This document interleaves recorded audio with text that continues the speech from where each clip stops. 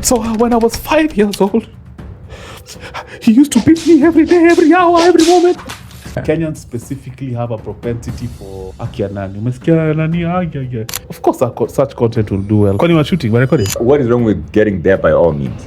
Yes, you can be working hard as a stonemason, and you're a stonemason who's working hard. Jana will come to Mkorogo, the next day, your whole projection is within this construction thing. That's the masses. Mm-hmm. You can put that across different careers. So people are fixated on whatever they do. So the way we understand stuff in 4 different ways. So some people will read. I mean, you probably have heard about this. So some people will read and understand. Some people will listen and understand.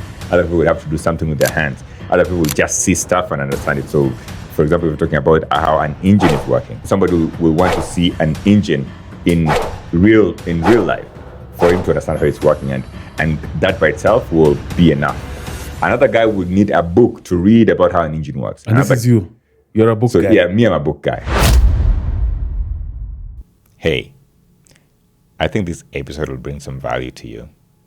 If you haven't yet, please do subscribe. It is completely free, and it directly supports more content like this.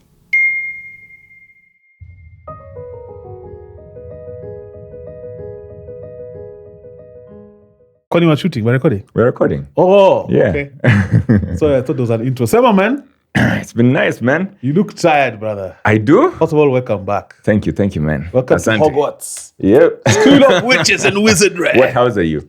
Bro, of course, Gryffindor, man. Me, I'm Slytherin, man. Are you Slytherin? I'm Slytherin. I used to, when I was a kid. You're a Ravenclaw guy. When I was a kid. You're a Ravenclaw guy. There's no way Ogato is a Slytherin guy. You don't have an evil bone in you, bro.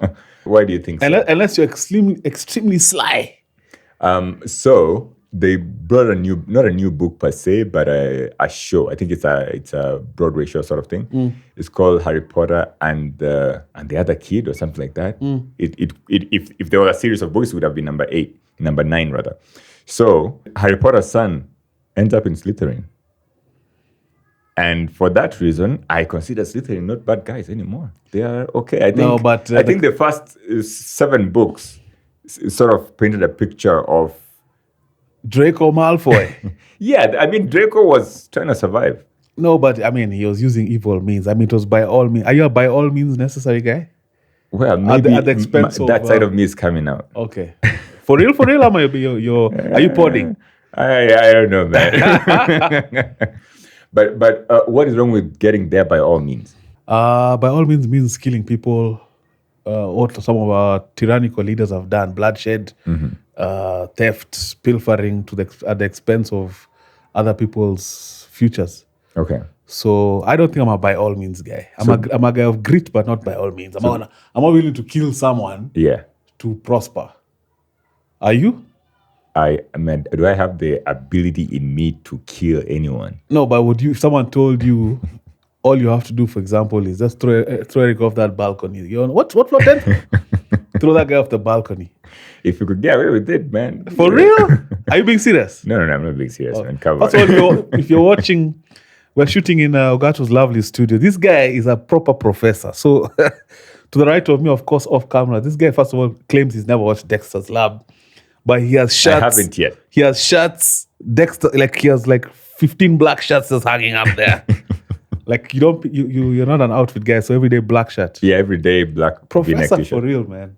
No, it's nothing to do with being a professor. I think it's more to do with it's easier for me to be able to plan my life that way. Professor, huh? It's easier for me to be able to plan my life that way. I don't have every morning when I wake up, I don't have to figure out what am I going to wear today. Professor. Come on. You have serious things to think about. The guys who follow this, I mean, we have the likes of Mark Zuckerberg. Mm-hmm.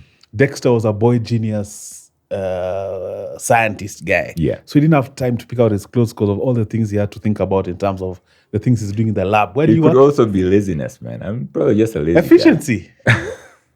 This is vanity. Okay. So I was telling Job I want to comb my hair. Mm-hmm. He was like, "You care about your looks?"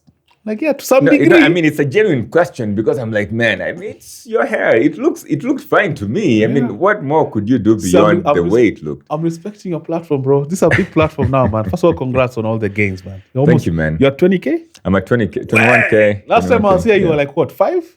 Yeah, well, at 5, man. Well done, my G. Thanks, man. That's been, I think you were here maybe a year ago, man. About.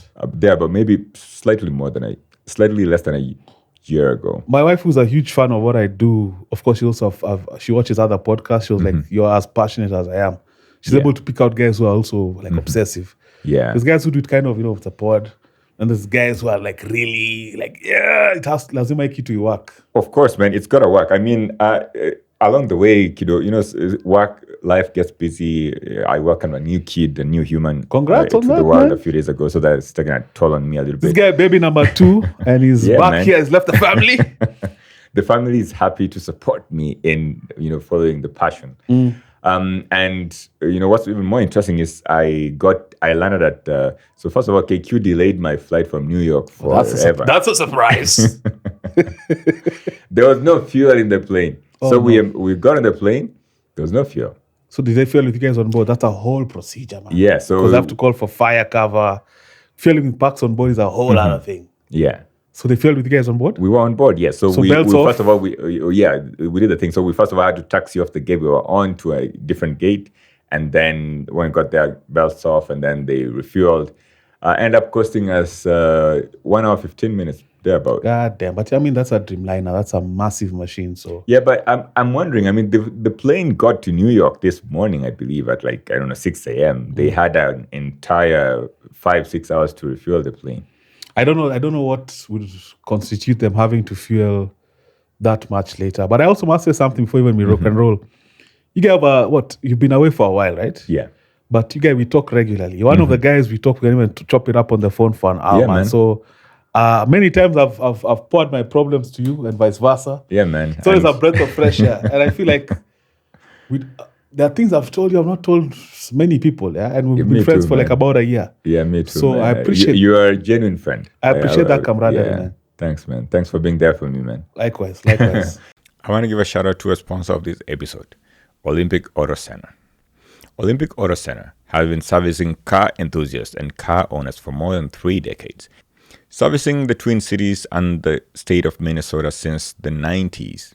They have the experience, the passion, and the will to make your ride smooth.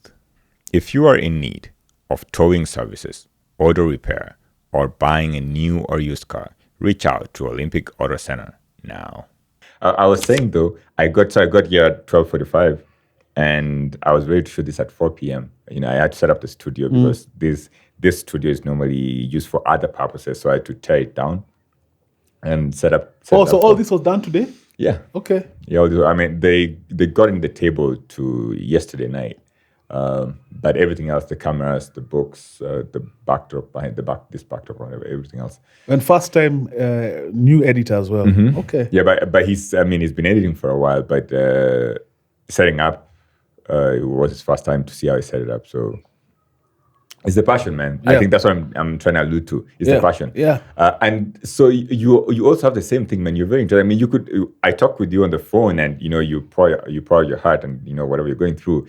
But then 2 days later, I see you there with Saj or with Farid or whoever else, and you're having a blast in the pod. It helps, man. I feel like coming on like your pod, Sajid's, Kisiangani, Mwaf. There's some if I right now I've had a lot of time on my hands. Obviously, I've been transitioning jobs. Yeah. So I've not been flying quite a bit. So I have a lot of time, and I feel like podcast is such a nice way to fill time. So I seize the opportunity, man. It's like I've left the house for this is like happy to me. Yeah. Coming to do a pod for me is like happy. Just hanging out. Yeah. For me, it's hanging out. You see, I get to hang out with a friend, but we also get to talk about, important stuff that we think in our heads, but never get to share with the world. Not that I think that what I think about is very important for anybody to think about it, but I think what we talk about is important. Do you miss Kenya when you're away? Of course, man. Which is home now for you? I was talking to this lady a year ago, and she asked me, is home a place or is home a people? So for me, home has always been a place. So I always feel at home in Kenya. Okay. But my family doesn't live in Kenya. Most of my family is strewn all over the world. Okay. I have maybe less than an eighth of my family live here. And now I ask myself where my home is. So my grandfather was like my closest guy growing up, and now he lives in the US. And I figured out for once that home is a people now. And so I guess wherever my family is, that is home for me. So my family being now my wife, kids. Damn, I'm saying kids. I was a kid just the other day, man. Double. How did I become a father of two? How is it having a son? This is your first son. Yeah, this is my first son. How's that been? How different is it? Honestly, I'm a baby. I'm total. I think mtoto. At that stage. Yeah, I think the experience is pretty much. So my daughter, when she was born, we used to sleep the entire night from the first day she was born. And I even remember the doctor asking us, I remember us having to wake her up to feed her. And the doctor was like, why are you waking up? Why are you waking up? If she's sleeping, she's okay. Let her sleep. Yeah. And so my son wakes up at night. And so that's the difference. By the time it's morning, we are tired. My mother and my wife's mother have been helping us take care of the babies. And so during the day, people will be there for you. They'll help you out. Friends will come, cousins will come visit, hang out with you guys. They'll take care of you. But at night, bro, it's you and your children. So what would that experience be without your mother-in-law? Oh, horrible, man. Horrible. If my mom or my mother-in-law wasn't there, it would be horrible because you don't have any help. And I was asking you the other day because you did something I would do, or you do something I would do. So when it's your shift at night, earphones. Every other time with Eric, you're listening to some stuff. Man. I was listening to you and Halaiki the other day. Yes. So I started at night and then finished in the lab the following day. And so that's how you do it at night, man. You gotta be doing something. And so my wife, on the other hand, my wife does the same thing. So I realized that she listens to podcasts as well. She's a huge fan of your pod, man. Okay, great fan of your pod. I don't know if she's a member though. I don't think she is. I would be seeing the Yo, join the membership kindly. Your membership is what, $1 a month, right? It's actually $2. I think I've been misinforming my audience. I said $1.30. It's $1.99 actually. Okay. Yeah. I think I'm gonna bring them a membership to. It's been $5 for the longest. I think I should bring it down so I can have, make it more affordable. So I have two tiers, tiers, whichever, depending on where you grew up. I have the $5 one and the $1. But the $5 only my wife is on that one. The support. And then the $2 one, it's sufficient. I think the $2 right now I think we're at like 60 members only though. Okay. I'm trying to get it to like, if I could get to like 700,000, that would be some. I'm at under 10 members, man. So there's a point my membership grew to like 20 and then somehow they just dropped off. So guys, so what I noticed with membership is there are a lot of guys who join to watch one episode and then bounce. Like, so I put Bashir there. But interestingly, Bashir, I refer to him more commonly as Bashir Halaiki. He added me like 6 members. Like those guys they have quite a fan base. Damn. Yeah, someone committed $2, to watch Bashir Mapema. Yeah. So I found that interesting. Of course, so how do you acquire the membership then? Because there's something you're sharing here. So I was going to ask you the question, how do you acquire membership? And I think those are one of the things you're telling me here is by dropping early episodes. And so Bash's episode drops earlier than. Yeah, so the currently, of course, the more advanced podcasts have many packs. But currently for us, or rather for me, what I do is, let's say I've shot 5 and I've uploaded 1. I'll try to have 3 behind the members as I do my regular scheduling. So that if you're a Rabbit fan, you get episodes early. Yeah. So by the time the episode is dropping for the public, you watched it 4-5 days ago. Yeah. So, and there are guys who are fans there, they're like, yo man, if there's an episode, I want to watch it. So they spare the $2. Yeah. So I think that's one of the ways to acquire membership. I want to take this opportunity to give a shout out to a sponsor of this episode, Candy Home Survey Realty. If you want to buy a property, whether it's a property for you to live in or a commercial property for you to invest in, reach out to Candy. Candy Home Survey Realty has made it possible for multiple lives to be transformed. If you want to transform your life today and move to one of the coolest provinces in Canada, reach out to Candy Home Survey. But why do you think we are not big on membership here as other pods all over the world? I think purchasing power as well, because think about how much is Netflix? Like $12? I'm maybe so it's a different tier for Kenya, and I recently actually moved my Netflix membership to Kenya. So I used to pay $25 or $24.99, something like that, in Canada. And I was here the other day, and my cousin was telling me, "Man, I pay $5 a month." And I was like, you pay Netflix $5 a month? So, And he's like, it's a student version or something like that. Yes. Yeah, so I went and checked it out, man, and I moved my membership to the Kenyan Netflix. Of course, it was a long process because I had to submit documents that now I've moved to Kenya and stuff like that.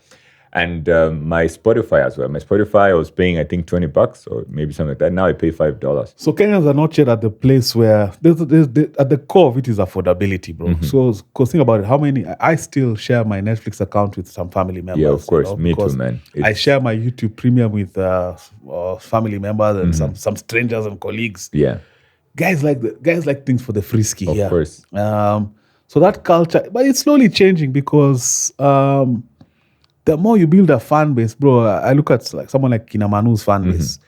Guys who can procure for you a camera, you know. Man, I think Manu's fan base is something else altogether. You can't even put them on the same. The Nziges are some OGs, man. Yeah, man. Those guys are Nziges, man. They seem to tembelea up here. Was it? You know? Yeah. Yeah. But yeah, like you're saying, it's the purchasing power. But do you think what has Manu and his crew done to make such a rabid fan base? They had the rabid fan base even before they were doing the regular lives. So what do you think they did? No, I think there's definitely a consistent thing initially. Also an underdog thing. Okay. So people feel like I've been with you from the mud, man. Because I don't have as many rabid fans, but my core fans have some sense of ownership of me. I saw you from CTA. In fact, some even like to claim their number. I was member 14. I was subscriber 17. So there are guys who are just invested. And I think with the Nzigas, they've been able to capitalize on that sana. I mean, you go live with Kinamanu and you get 300 to 50 guys watching. Just sitting there watching you. Yeah. Yeah, even you saw their live, man. That was amazing. The 24-hour live. I featured. Of course, you were there, man. Awkward panel, though. hey. Shout out to Obina, though. That was nice. Yeah. That was. Actually, is that how you ended up on Obina's show? That actually led up to him coming on my show first, and then me going on his show. Obina is a nice guy, by the way. I don't care. Yeah. I know people say all manner of things. One, he's such a hustler. He's such a hardworking guy. Such a hardworking guy. He's not a bullshitter. Yeah. What you see is what you get. Yes. He has his lines. If you agree on something, you've agreed on it. I like how he conducts himself. Yeah. I think a lot of people hate on him just because of the Why do you think they hate him? Because he's successful. Okay. Because of the success he's enjoying. Do you think people just hate on you as you become more successful? And, talking about the underdog versus the successful guy. So as you become more successful, do you think it's possible to lose that? For sure. Fan base. Because, people like the rise and fall. He rose. He fell. Yeah. People love that, man. Guys, there are people who watch you who are, okay, so there's the fan who's a fan. I want Job to do well. Yeah. I've seen him busting his ass. He's consistent. We're growing. The content is getting better. It's getting bigger. Guess what? Just ride or die. Then there's the casual fan who will come in, check in your content once in a while. Yeah. And then you have the fan who's on the fence. He's hate watching, but also watching. So they're like, they wouldn't mind a scandal. Yeah. If there's a scandal, yeah, man, I knew that professor guy was a guy of, Shigide, something. Yeah. Yeah. And then now there's haters, straight up haters. Guys who, you can't do anything right. Why is your shirt black? Why not a white shirt? Yeah. Why are you drinking water? Why are you wearing headsets? Yeah, so I remember one of the things Obina said in your show is that he had lost a lot of earthly possessions to friends, things like cars, relationships, sort of. I don't know what he was alluding to, but it must have been like as he's grown. Survivor's remorse. Okay. Survivor's remorse. Talk about that. So survivor's remorse is a state of mind where you feel as you elevate, you must take everyone with you. So you have a guilt. Obina from his story, man, on my show, he told us about how you're stashing grass in a gunia, Yeah. And I remember he called the mom on the pod. Yeah. But that was a really dope episode. I respect that guy, Sana. Stashing grass into a gunia driving high-end cars, hobnobbing with politicians. Of course, he had his circle when he was struggling. Yeah. So as you elevate, you start feeling guilty. So how does that manifest? Favors, overstretching, overextending. I remember him talking about how people are just living in his house. So it reaches a point where you have to call yourself a meeting and be like, okay, can we all go, or can I just go with the guys who are contributing to the cause? Look at successful athletes like LeBron James. He had his inner circle, but for them to continue being the inner circle, they all have a role to play in that whole machinery of the brand LeBron. Kevin Hart, Plastic Cup Boys. They all have a role to play. It's not that Joe, when you best I go from class 2 to we're just rising and you leave off me. You have guys like Neymar who now, he took the other approach of, you guys, man, if I'm going up, you guys just leave off. Yeah. And of course, that has manifested in him not being the best he could have ever been all around, from the football to the business. So it's a conscious thing. And that survivor's remorse thing borders with a bit of people pleasing as well. I suffer from that as well. Sometimes, you do things that you didn't really want to do, but I've really consciously tried to work on that.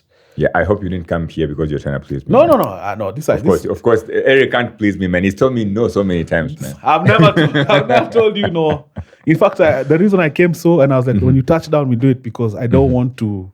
I didn't want to disappoint you because sometimes things get busy, but then I think last time we cancelled, eh? Yeah, we cancelled. In December we cancelled. Then before you know it, you had left or something. What's that? Before, all of a sudden you had also just dipped. Yeah, because I think we were supposed to do it like the week I was leaving, and so we kind of didn't get. That time I was balls deep in Jumbo Jet, bro. Flying. Yeah. So right now I'm free, man. Schedule. Yeah. As I was talking about Obina, I remembered I'm talking about soccer as well, football. The World Cup, Spain just won the World Cup. Let's put up a picture of Spain. Who's the greatest player? I think, is it Lamine? Let's put up a picture of Lamine as well. So Obina, your friend, lost 2 million shillings to Bolo. Who's Bolo? I saw not to Maina Kageni. Maina, I think, won in a different setting. Maybe it was in the same setting. I don't know, but so first of all, shout out to Obina for being an Argentina fan. I'm an Argentina fan. You are? They didn't show up in the final. Okay, but bro, Messi carried them to the final, man. Messi at 39 years of age. I mean, at least it has come out distinctively that for a fact, Messi is the greatest of all time. I was arguing with a friend the other day. I was like, no, but if he didn't win the cup, we're back to the debate. I told him, if he won the cup, the World Cup, second time in a row, back to back, this would have just now been pissing on the grave. It would have just been icing on the cake. Yeah. The conversation around the GOAT conversation is closed. So, man, if you've been watching Messi from for the last 15 years, bro, I mean, it's almost an emotional investment. So I can understand how Obina would put some money here, because Messi, man, if you watch the semi-finals, bro, pull a rabbit out of the hat, man. 2 goals, second goal from the right foot, which is his weak foot. Trump said it was inches from perfection. Literally, that thing was perfect. That cross was perfection. So, and I guess he has some disposable income as well. Can put 2M on the line, bro. Yeah. So and must be doing great. And Obina is savvy. He knows his way around. He knows his way around this Nairobi. Yeah. I remember the first time he came, my producer was late. So I told him, I asked my producer, how long will you be here? It's like 30 minutes. I'm like, okay, how can the guest be here and you're not here? Yeah. So Obina was like, Usijali, no problem. Let me, where I live, yeah? It's like, let me just dash to see Sonko. I told you, and then Salimia and Rudy. Yeah. So of course, in my wisdom, I was like, Simika. He's like, nakucheck you. So, of course, I didn't go. And unfortunately, Sonko wasn't home at the time. Yeah. But you see, I've been trying to get Sonko for so long. I've met Sonko. I've flown Sonko. We've corresponded.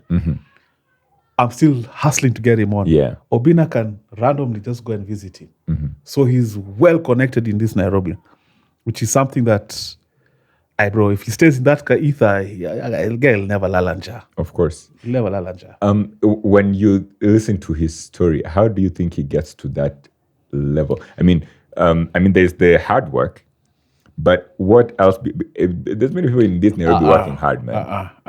It's yes, you can be hard. You can be working hard as a stonemason. Yeah. And you're a stonemason who's working hard. Yeah. And Jana will come say, I'm Korogo, the next day, or the guy and your brain, your whole projection is within this construction thing. And that's the masses. You can put that across different careers. So people are fixated on whatever they do. Yeah. Obina, everything was I'm doing this so that I can, and then when that's how he rolls. Do you think he was foreseeing everything as a stepping stone? Yeah, everything was. I'm here to earn this money, but my vision is Patefeni and Nairobi. I'm here to do this so that's what. But my vision is so everything was in between time. Yeah. Different from most people who are settled in what they do. Perfect example is leaving my job. Shout out to all my colleagues, hardworking guys, some of the most brilliant pilots the country has to offer. But what I quickly realized when I like my first year in, is like there's no. When I was trying to project the future there, I'm like, okay, I can't see myself here 15 years. Let me leverage what I'm gonna get from here and put myself in a better place. Yeah. As opposed to just trying to climb within this ecosystem. Because the ecosystem has an obvious ceiling. It's so plain to see. And it's not far within reach. If anything, you won't reach it because some of those positions are already held by people. Yeah. But it's not rocket science what they do. So, but most people are comfortable with that. And it's also okay to be comfortable in that. Yeah, it's also perfectly fine. So I'd sum it up by saying Obina is a visionary. Yeah. Yeah. He's a visionary. There's you're talking about pilots here, and I remembered there's something that aired on Tuko the other day. I'm not a Tuko guy. I was watching it this morning. You listened to the whole thing? I'd rather not talk about that because the parents, those are the parents of a former colleague of mine. I'd rather it's not. That's messy for me. Yeah. I was just gonna say I felt sad that it had to come online. Extremely sad. I mean, it is nowhere I would want to be, Extremely sad. And what do you think about the channels that air, stuff like that? Bro, these guys are. So I went down. Of course, content guy. So I went down the page, looking at what this page is about. Bro, 2 million views, 3 million views, 1.7 million views. So heartstring stories do well. Okay. So nobody wants to listen to this serious stuff that we talk about. I mean, Lin Ngugi made her way doing heartstring stories. Yeah.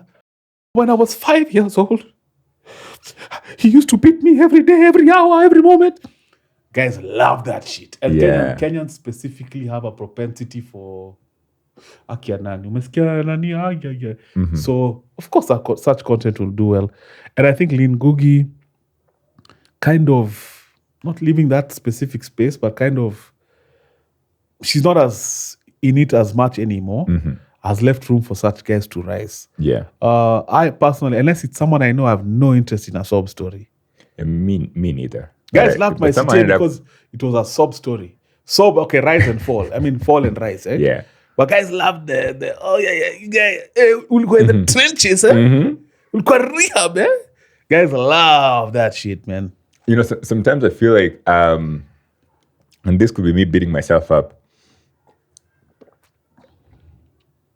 maybe because there's nothing bad to talk about me, I never get, some traction. Well, I know some shit, man. Hey. 07. Of course, stuff that there's nothing. No. Of course, that there's stuff that I've gone through. I went through a couple of years ago. But of course, I'm probably never going to share that anytime soon. But I'm thinking that if I shared that story or those kind of stories, because everybody has those kind of stories, they just choose not to share them or share them. I think people would probably. But to what end? Sometimes I regret the CTA. So I was telling Saj the other day. Yeah. Saj is my close friend, very close friend. And sometimes he wants to prosecute my journey with addiction, like online. Like, so conversations we have offline, maybe he's calling me out or we're discussing it. He's like, he wants to prosecute it online. And I'm like, it's great content, but I don't want to prosecute such a private matter online. For example, even at in the same vein, if you're fighting with your wife and you prosecute it online, guys will watch. Of course. But are you helping your marriage? No. So in the back end, you are. And it's very easy as a content creator to fall in that trap. Yeah. Where you feel like you need to share the whole version of yourself, the good, the bad, the ugly, all the time. Some things are private, bro. Some things don't need to be prosecuted online. Yeah, I like what you do with family. You've mentioned that my wife said I'm a big fan, and that's where it sort of ends. Muaf does the same thing. I think the wife has come on the pod a couple of times, but we never get to see her face. I also talk about my wife, but that's all that I can say. I mean, I say that, I can talk about the fact that we are taking care of our children now. But, and it's because it goes beyond. So when you talk about this sub stories, I think it goes beyond even you sometimes. For example, especially if it's involving family or other people, they're gonna catch some flack. Yeah, and that's right. But I think for you, the arc I'd take, you really downplay your story in terms of now your personal story in terms of school, career, professor. You have 2 PhDs or you're working on your second or something. Second one, yeah. You're my age. That's a story arc that can inspire what you do for a living in terms of professing and what you do in the lab. Blew me away. So that can blow so many people away. So I would package that. Bro, I mean, I'm sure I've been trying to do. Yeah, haven't you seen my marijuana video? Yeah. That was amazing. that was really good. But campus. I'm sure campus was crazy here, man. I'm sure campus was a crazy story for you to. For me, yeah. Campus in Kenya is not conventional, bro. Especially in a public university. Yo, my campus experience is horrible, man. And then now to manage to thrive in that system. I remember once, I can't remember what I was doing, but a friend took me to the hostels of Nairobi University many years ago. And I was just like, wow, this is how guys are living here? Like, how do you even put your mind to start? I remember it was dark. The halls were dark. So I think to have the mindset to thrive in that environment, think about the halls of your university where you teach now. Of course, man. Very different. To be able to jump that. How many people have done that, even that you know? How many? I can think of 1 or 2. Yeah. Bro, it's such a rarity. So, and how many people fell by the wayside? Quite a number. Yeah. That one for sure. Yeah, so there's something about your mindset, even before you experience some money and some success, that was manifesting even then. Like, studying that environment can't have been easy. I'm sure, like, getting material. I know. I hear all these stories about public universities about. So, but my campus experience is horrible in the sense that I think I talked about it with when Bash came on here. Yeah, we talked about the underfunding of public education, public post-secondary education in Kenya. It's horrible, man. And the guys who graduate from those institutions are, people say half-baked. Man, I don't think they even baked at all. Halfway crooks. There's nothing. Man, I was in my 4th year and I could do nothing. Literally. Why? Because in my So the way we understand stuff in 4 different ways. So some people will read. I mean, you probably have heard about this. So some people will read and understand. Some people will listen and understand. Other people will have to do something with their hands. Other people will just see stuff and understand it. So, for example, if we're talking about how an engine is working, how an engine is working. Somebody will want to see an engine in real life for him to understand how it's working, and that by itself will be enough. Another guy would need a book to read about how an engine works. And this is you. You're a book guy. Yeah, me, I'm a book guy. Okay. I'm a book guy. I am not a listening, seeing. I'm a listen guy. You're a book guy, okay. Yeah, I'm not a listen guy. I will never understand anything. But the way we were taught was all by listening, man. The prof came in and wrote on the wall and left, and that was it. So how did you pass exams? Like, you had to really... Oh, man, I was aiming for the first few semesters. I wanted to do really well. But after a while, I was like, you know what? Like all my classmates, granted, had A's and A minuses, A pluses, A minuses, A's. They were really smart guys. But by the time we get to our second year, you could see how we were all filtered. So the guys who were really great at listening, those guys were at the very top. And the rest of us were aiming for a pass mark. The pass mark, I think, was 40 or 50%. And that is all that I aimed for, man. All my 5 years in uni. So by the time you're done in year 5, you're saying... in terms of the job market, you are... If I would have been employed, some of my classmates were employed, but... And I keep hearing this across the board, not just your faculty, like even like law, all this different... Even right now, it's also seeped into aviation now. Where you really? Have, there's some institutions, I won't name any in Kenya, where by the time a student is done and then they transition to an airline, there's so much unlearning and learning that they have to be put up to catch up to speed. Because of course, although in the aviation context, usually it's just because of just business, biashara. So Yeah. guys are just not selling the right, what do you call it, product.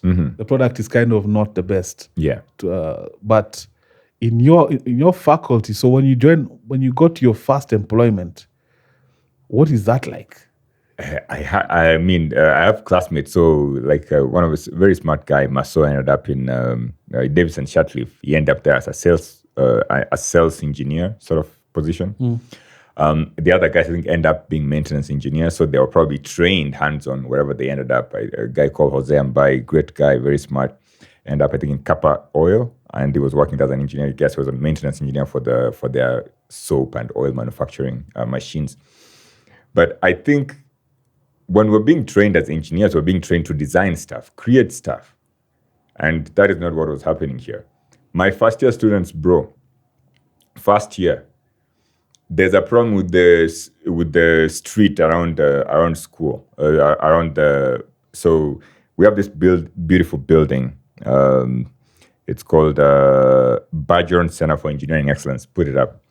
So the outside of the entrance to the building at some point was becoming very icy in the winter, and we wanted a solution for that. So first year students were given that as part of their assignment. So go figure it out, make it better. Of course, you've gone through a bunch of classes, and so here is you're not being taught necessarily to make the road better. You're being taught to think. Real world. This is what you're going to be facing. So go out and do it. And they managed? Man, you had myriads of proposals. The subway. So York University was setting up a subway inside the university, and they had. York wasn't setting up. The Toronto Transport Commission was setting up a subway inside the university, a subway station inside the university, so that you could get off on campus. And so students were told to go and do like a sort of feasibility study and come up with various designs. And man, the designs were awesome. So this was before I got to the campus. Now, when I'm there, one of the stuff that I've done is asking the students to, in 1 year, I asked the students to redesign the subway to accommodate, different people. So you can make it to become more accommodating for. So first of all, go and see, can it accommodate everybody with all these different special needs? So blind people, people on wheelchairs, people with auditory problems and stuff like that. So how can you make it better? And these students come up with amazing proposals. And this is all pre-ChatGPT. And what resource base are they using? Because for them to be able to even go do such an endeavor, different from what would be here, for example, I'm sure there are certain resources at their disposal. Of course, they have books, they have labs, they have technicians available to them, and they have different softwares. And of course, they have their mind. So since when you're in high school, I think we teach in a different way here. We teach for the exam. And so I teach you, you cram, you come to the exam, you regurgitate, and you forget. I think you talked about your high school experience when you were here before, where you said you don't remember anything from high school. High school never helped you. Yeah. And I sit down and think about it, honestly, it is the same experience for me, man. Yeah. I don't think I can apply anything I learned in high school elsewhere. I'm not saying that the Canadian high school experience is any different, but the emphasis is not given on the exam, the final exam, the cuts and all that alone. There is many other things that you do in between that build you to become all-rounded, your presentation skills. Guys graduate here from uni, they can't give a single presentation. They go in front of a panel to present something, and they will fall by the wayside because they either are not confident enough to talk about what they've studied because they have no idea what they studied, or they're just not confident. They understand the stuff, but they are not confident. And so we sort of try to create this all-rounded guy by the time they are graduating. And now, of course, when I think about my line of work now, my research in my lab, when all the guys that I work with in the lab, man, super smart guys. Do you split your time 50-50? Yeah, I split. I would say the lab is, so different times have different weights. So in the school year, which is September to April, I spend a lot of time, more time teaching than researching. Your audience knows exactly what you do. Yeah, okay. Most of them do know. I teach. You teach and you work on regenerative medicine. Yes. Which is basically creating organs and things like that using stem cells. Yeah, organs for transplant. Say it with your chest, nigga. Hey! So we are trying to come up with a solution to cure acute myeloid leukemia. And the organ of intent here is bone marrow. So we've been successful in creating thin tissue, skin, cornea, very successful. Bone, hard tissue, so bone, cartilage, super successful. But when it comes to thick, soft tissue, we haven't been successful yet. And so that's what we're working on. So in my lab specifically, we're working on bone marrow. Other labs are doing other things. You've probably seen a 3D printed heart and you told, these are 3D printed heart and we can put it in here and it'll work. So that heart is not working yet because we are not there yet. So we're trying to work towards, kidneys and livers and all these other things that, Bro, you're the only one I know who does that. I know, man. There's on Earth. There's many other guys. I know I have many friends, I have many acquaintances, I have many peripheral guys. I know many people. You're the only one I know. So that's personally, but you haven't looked hard enough. Shut the fuck up, man. That is one of the most unique career paths I have ever had. Yeah. Impresses me every time. Mm-hmm. So, but to finish off of that, don't lose your chain of thought. So, a few years ago, I was teaching all my students and they were ending up in, doing amazing things. But one day I realized, man, they're doing very great things with whatever they do. Like their projects are awesome. I could literally if this was turned into a product, I could walk into a store and buy it and it would become a super successful product. And so... How big are your classes? Like how many? It depends. So my bioengineering class have maybe 50 students, 40 students, something, maybe 30 sometimes. But I've taught an ethics class before, which is 450 students. This fall, I have a 100 student class. Okay. So public speaking for you is it? I don't know. Cakewalk. So I actually do spend a bit of time trying to learn to become a better teacher. So if you look at my teaching trajectory from when I started in 2020 when I started, that trajectory is so different from the teacher job in 2020 and the teacher in 2026 is totally different. And teaching is the deeper. I taught before, and the first time I taught, I had no background, so I just had to learn on the fly. Yeah. And initially it's nerve-wracking because these kids are clean canvas, and the law of primacy. The first thing you say the first time is how they'll remember it. So you have to be very careful. Be very careful. You have to be very careful because you can easily misguide someone, and that is the foundation, especially in a field like mine. Yeah. For me, something that I learned recently, actually last week I was attending this conference. It's called the Instructional Skills Workshop. It's an internationally recognized workshop. It was started in Vancouver, but now it's gone all over the world. I've been trying to get into the program for 3 years to find a specific timeline where I can fit in. I was never able to get into my timeline for 3 years. So last week I was able to get in. I got in about maybe 3, 4, 5 months ago. And so I learned something. My teaching is a form of art. And so one thing that I learned is that it is possible that I leave some of my students lost because I take teaching as an art. So I would have some things explained poetically or idiomatically, if that makes any sense, expecting my students to have understood. So everything from, what's up, folks? That's how I started. Like, hey, what's up, folks? How are you doing today? So everything from that moment till see you guys next week is all connected. So you pre-plan a lot. I mean, so it's when you teach a course, you become better, but I do a lot of pre-planning. So rule of thumb, for every 1 hour you're teaching, you're spending 3 hours preparing for it. And so if you're teaching for 3 hours, I spent 9 hours preparing for a 3-hour class. Damn. You know what came to mind when you said you're poetic in terms of how you teach? I was picturing like a dojo and a kid coming to learn and like, Master, it's raining outside. When rain falls from the sky, it is not falling from the sky. Like some. Master Yoda. But you haven't watched maybe we shouldn't say that. Star Wars. Yeah. In fact, my friend was dissing me yesterday. You've never watched Star Wars. And then you have a massive, that was one of my friends gifted me that. He's a huge Star Wars guy. Yeah. So it was just a memento that I've kept. But there was something I wanted to say. Yeah. I've lost. Poetic. No, I've touched on that already. I've lost that train of thought, but it was along the lines of how then do you end up being the guy who makes it out of that system vis-a-vis your classmates at the time? Because you were saying you were not creme de la creme because of the manner in which they were teaching. So how did you I'm hardworking in other things. For instance, so while I was struggling in class, I was running a very successful business. I was running a successful media company, and get this, a charcoal business.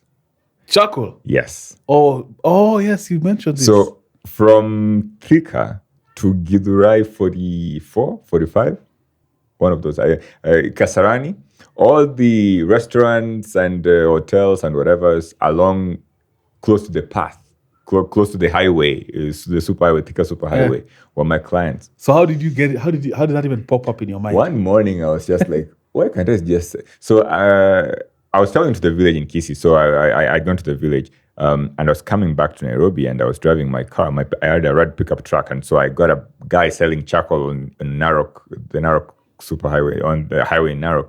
So I bought the charcoal from him, put it on my truck, came with it to Nairobi, and it was for my own use. But my neighbor, who ran what do you call it? Crisps. Potato, what do we call them here? Crisps. Yeah, potato chips or potato crisps, which is what we call them here. So she was running a potato crisps manufacturing sort of behind her home business. Yeah. And so she saw me driving in with the charcoal, and she's like, "Oh, can I buy the charcoal from you?" I was like, "Well, I got it for so cheap, and I was planning to use it." She's like, "No, I'll pay you 1,000 shillings for it. I think I got it for like $400 shillings. You'll pay me 1,000 shillings for it? Oh, by all means. I mean, I was gonna drive this way anyways, and I wasn't a charcoal guy, so I was gonna use that to roast corn, maize. Because I used propane in the house, so I was gonna use that for corn. I was like, man, I can actually sell charcoal. So you approach restaurants now. I figured I got to figure out where to get this charcoal from. I figured it's gotten from Mukambani. I got on a bus called Benjo. I rode down to somewhere called Matu or something and got 10 sacks of charcoal. Got them on the bus, Benjo, drove to Juja, where the school is located, and the 10 sacks were dropped next to the roadside. Went home, got my pickup truck, came, got the charcoal on, took it home. My landlord saw me carrying the charcoal with my friends into the house. He's like, make sure it's chafua ukuta. But I mean, I didn't care really. But anyway, so I got the charcoal inside. And then the next day, man, I started figuring out how to sell the charcoal. Of course, long story short, I figured out how to get the restaurants and stuff. And at some point, I was selling about 100 bags of charcoal every week. 100 bags and the profit was decent enough for you to survive. Oh man, the profit was awesome. A bag of charcoal could fetch me 400 shilling profit. And you're selling 100? 100 every week. For a guy in campus, man, that's a lot of money. That's a lot of money. What are you doing with this money? I don't know. Busting out the bando with the 4-5. I've never been a turn-up guy my entire life. Turn-up doesn't have to have substances or alcohol. Mm-hmm. Turn-up could just be a happy guy. So I used to take this expedition. So for instance, I would say, I'm going to go to Kampala this weekend. And so I'd go to Kampala and just visit Kampala. Alone? Sometimes by myself or with a friend or two. I really want to take up road tripping. Mm-hmm. You know, my car flooded, right? Remember? Yeah. So currently I'm in the process of procuring a car. Mm-hmm. And the car, at least I'm getting, it's a 4x4, so I'll be able to go farther. Because my other car was it was a nice car, but, limiting in our context. Mm-hmm. So with even my new job as it's constituted, when I'm around, I want to take a lot of road trips, man. I want to explore this country, man. There's a lot to be done. And the other day I was going on Airbnb. Mm-hmm. I'm looking at places like in Naivasha. Awesome places. And affordable. So some of those places where I used to go, man, I could by myself or just go to Oloiden camp in Naivasha and stay there for like a week. Tent up. I'm a very big tenting fan. So I'd go set up my tent and just stay there for a week by myself. You're such a unique guy. Uh-huh. I would go to the Mount Kenya Club or something. Mount Kenya Safari Club. Safari Club. And in Campo? Yeah. And just hang out there by myself for like a weekend or something. The coast I would go a couple of times. But I'm not a big fan of Mombasa. I'd go to Watamu. I think I need to do that more. Yeah, please do. Although now, of course, I am a married man, so with wifey. But there's so much to explore. Mm-hmm. I was even thinking about like a content trip we should do. There's a place called Suluhu House. Mm-hmm. Where is it? During COVID, Naivasha. So during COVID, I was staying with some friends. One of my closest friends called Ricky. Shout out Ricky. Yeah. And so the family, they do a lot of trips. Mm-hmm. So we went there for a weekend, like a staycation kind of thing. Bro, It's like a 5-6 bedroom. Technically, you can actually sleep even because there's beds everywhere. You can even sleep like 12 people. Bro, the view on the balcony is breathtaking. Like you have to keep reminding yourself, like, am I really seeing this? Yeah. And if you just pull some money together, bro, for people who are working like us, that's a very small price to pay, man. Can shoot some amazing content. In fact, I was planning to do a podcast there with that backdrop. We can do like there's so much we can even do on the content front. Of Just course. exploring Kenya. There's a lot to be seen. I've wasted a lot of time. And that's why I didn't like my job as it was, because there was no time to explore anything. Of course. I was always going to the airport and I was always home. I stayed with a lot of my colleagues. Now, granted, you get leave, so at some point you can travel, but it's not enough. It's not enough. There's guys who explore the country like once every month. They're going, this month they went to Naivasha, this month they went to where? And that's just how they live their lives, man. Yeah, of course. And a place that I went to, I remember, was a place in Koru. I forget. Man, Koru is which sides? Koru is in Ouko's home. I can't explain it beyond that. That's Nyanza. Yeah, that's Nyanza. It's between Kericho and Kisumu, somewhere in there. Oh yeah, I remember the name of the place. It's called Homa Lime. So it's a limestone mining place or something like that, owned by some Wahindis. But in there, they have like this private, I'd say, sort of chalets that you could stay in. So I visited. We were filming this documentary. I was, man, I gotta come back here. So I went and figured out, got some money. They were charging, I think, something like 40,000 a night or 45,000 a night. I came back, man, because I loved the way they were secluded. It's in the bushes, there's nothing close by. You could be killed there by lions or whatever. I liked it. You liked that? I like that, man. I came back. Do you do this in Canada as well? Yeah, I do that. You take trips with? I take trips with fam sometimes, not by myself so much anymore because Canada is so vast, man. You need help driving around. You're a family man. See you guys. Well, but clearly. Yeah.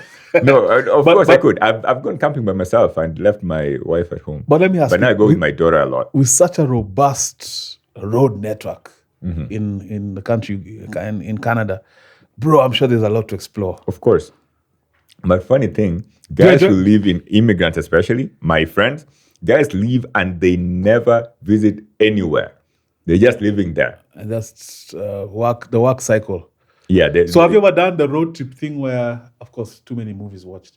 Road trip, motel, hotel on the way, road trip, hotel. So we've done diners. That. Yeah, we've done that. With a large family, so there was about 10 of us, and so I've actually done that a couple of times. So I've driven across Canada twice. So thrice. So twice to the west of Canada, and once to the east of Canada. What's your road trip ritual? Do I have a ritual? Really, I just wake up and go, man. No, like in the car on the drive. What are your go-tos? You have a podcast you're listening to? Are you a music guy? Because when I drive, like I've driven to Malindi now. Mostly it's just having a chat with the guys in the car. So if I am driving, I'll be listening to a podcast. I remember the last time I did a drive to Winnipeg. Winnipeg is about it's a 2-day drive from Ontario. Ontario is very big. You spend a day driving from Toronto to the end of Canada, to the end of Ontario, and that is that's a. Well, did I say Canada? To the end of Ontario. So the city, I think it's called Sarnia. So that distance takes you about an entire day to cover. So the first day you probably sleep in a town called Thunder Bay and then proceed on to the other city, to Sarnia. And that was interesting. So I was there I remember I was listening to Muaf the entire time. I just discovered Muaf on this road. Not on this road, maybe a few months before this, I discovered Muaf. I listened to Muaf the entire road trip, man. And that was awesome. And so that's when I paid for YouTube Premium. So I don't have YouTube Premium right now. So, but for that road trip, I paid. I'm okay with. Come on, look at this professor guy who's spending himself $6. It's $6 in Kenya. It's like $9 at most. Okay, bro. Whenever, because I have. I'm okay with the ads. I'm just gonna be skipping the ads. I have three or four email accounts, so you know that you can switch in between on YouTube. Whenever I switch to another, and the ads start, bro, I can't stand it. Yeah, I can't even watch 5 minutes of a video with ads. I can't, bro. $9, get out of here, man.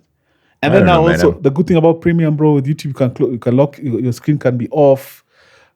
Come on, So we man. have that in Canada, though. I might have a slot for you. I might Okay. have a slot. You I think do? I might. I think they give 5, and I've only given 4. You can kick out one guy. Who's your In least fact, there's favorite one friend right guy now? there. He's a former instructor of mine. I just gave him just. He has no business not being able to pay his $9 for himself. And I mean, he's a friend, but he's not as close as we are. But the way we do it with my friends, though, is one person will pay for Spotify, another person will pay for, let's say, Apple TV. And you're wondering why we don't have members, eh? You're wondering why the membership is not taking off. All my friends, if you are my friend and you're not a member of the pod, man, I have more than 10 friends, man. How can my membership be under 10 guys? But come on. I'll join your membership. But there's a peculiar thing I noticed. You can't join membership, I don't know if it's just in Kenya, from the phone. And that's such a snag. So you can't? You have to use your laptop for some reason. Really? You have to use a laptop. Like when you try, there's nowhere to, there's no path leading you to pay on your phone. I find that so I think for us there is. Let me try to figure that out. We're discussing now with Sajid the other day, and I'm like, how many members have we lost just because of that? Yeah, definitely. And then also, this whole thing for MasterCard. Maybe it's a Kenyan thing, though, because in Canada it will be right there, join. Don't we have the join button here? Just check if your VPN is off. My VPN is off. I'm in Kenya right now. So what channel is this that is saying who haven't I subscribed to here? Oh, I'm not subscribed to Off the Grid on this video. So subscribe to Off the Grid. But I got to go to EOTWE specifically to see if I can do that. Are you a member? You're not a member. I'm not a member, man. We just check if you can. But I joined your membership by sending you the money directly. Did you? Yeah. But I didn't join the membership. I was like, man, YouTube is going to take a big chunk of my membership. So let me just have EOTWE have everything instead of me. But I think that was not the best way to go about it. So everything here you've shared with somebody else. Okay, maybe this one with Tazim you haven't. So yeah, this one is only you. So okay, so here you guys don't have it. Don't you find that peculiar? It's not there. It's peculiar. So in North America, it's there. So what do you think that is? What's that about? What is the? I don't know. There's a lot of things we don't get here, and there's a lot of things we don't get there as well. So one of the things there has to be a tech thing attached to this. Maybe Microsoft wants you to keep you on the laptop. I don't know really, because so for instance, in the US and now Canada, I think about a month ago, Canada you can do this as well. So you can have YouTube play in the background when you are. You can minimize YouTube on a normal account without being a member. But Ogato, you've blown my mind. You watch YouTube with ads. Yeah, it is. I just skip the ads, man. So you're driving. If I'm driving, I'll see my phone will be right there. So well, what a bang, guys! We need an intervention, man. And funny thing, I use YouTube more than Spotify or Instagram. No, not Instagram, but the other one, Netflix or whatever. Yeah, I'm on YouTube 90% of the time. I'm playing a video for my students in classes on YouTube. Are you like me? You don't watch Netflix much? I don't even watch Netflix, man. Yeah, but then I could easily do without it. Mm-hmm. Me too, man. My wife, of course. I have members who pay for. I think I have a tire shared with. I have my own iCloud, but my wife's iCloud is shared with somebody else who's on spot. Okay. I think cumulatively in a year job, I kid you not. Yeah. Maybe I watched 3 hours total of Netflix in a year. Really? Where do you watch your movies? I don't watch movies per se. Huh? You only podcasts? Podcast 24/7. If it's a very good movie, I'll go to the theater. The last time I watched a movie, I've been trying to get I've slowly been introducing her to film because I grew up a film head. I've been trying to get her but Netflix also don't have a lot of good movies. Yeah, man. They have a lot of Hollywood stuff. Selection is cack. The Odyssey came out. You and Saj have talked about it a lot on the show. So I watched it with my wife on How good is Friday. It? My bro was like, you must go watch it. Man, you must watch that movie, man. It is awesome. Is that good? It is so good. I saw someone saying the other day. I could go watch it again, man. I could go watch it again with you if you want, man. It is that awesome. Someone was saying the other day, yesterday actually, it's 3 hours, right? Mm-hmm. They were saying that 2 hours 52 something. They were saying because the professor 2 hours 52, not 3 hours. They were saying they wouldn't mind if it was an extra hour. Of course, man. Is it that good? The movie is good, man. Christopher Nolan has done a masterpiece, man. Nolan is a beast. And so even for the premieres, man, they went all the way out. They carved out horses and they had them in specific studios in North America. So remember, I was supposed to board my plane on Monday, and I told you the backstory how I ended up, landing today instead of Tuesday. But so my plan on Monday was I was going to get to New York because I was coming via KQ. So I was going to get to New York from Toronto. And then I would take an Uber to one of the places where they had the statue of the horse up. And I would take a photo next to that. Or even live stream from there or something. How much is the movie in Canada? It's pretty cheap. It's like $24 or something. Is that like considered cheap? It's considered an okay price to pay for a movie. But I don't go to the studios a lot too. So it has to be a super special movie, super spectacular, and I have to be like it has to be like with me taking my wife out or my mom out or something like that. But back to the YouTube ads, Ogatu, I don't understand that. What don't you understand? How can you be watching if you consume podcasts as much as I do? The Roman swipes and fucking what do you call that? Bluetooth ad reads are enough. Yeah. How the hell are you tolerating now? YouTube ads are intolerable. Shout out all the YouTube ads that are paying me very good revenue from Big Homies. This episode, shout out to all. But it is the most annoying thing. And then the first time I joined Premium, silence. Like you've entered like a silent room, man. It even feels weird. Like videos have no. But bro, once you've had, have you ever had Premium? No. I'm gonna kick someone out tonight. I give you the credentials, bro. Once you've experienced Premium, once you've experienced Premium for 1 hour, you will never be able to do it without Premium. Okay. Looks like I'm getting membership tonight. So what? Wait for me, guys.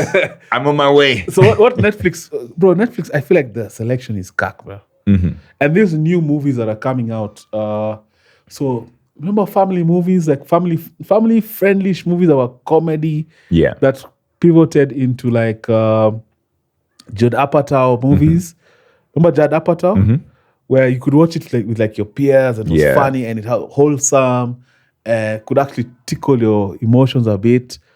There's no movies like that anymore. It's called the enshitification. This is on what? On YouTube with ads. What enshitification of? The enshitification of everything. So no, the pod goes by someone's name. I think his name is Banksman or Sandbank. Okay. Sandbanks. Okay. Sandbanks. Yes. So somebody Sandbanks. And so he has this episode, he's talking about the enshitification of everything, the way everything now is so shitty, I guess. So enshitification is actually... Oh, yes, we're talking about movies. Yeah. And how... They're dumb. They're tolerable. Yeah. And now they are kind of like... Especially in the non-epic, non-serious... Remember, of course, you have epics like Odyssey. You have serious movies with serious storylines. Yeah. And then you have... The space movies, man. Awesome movies came out last year.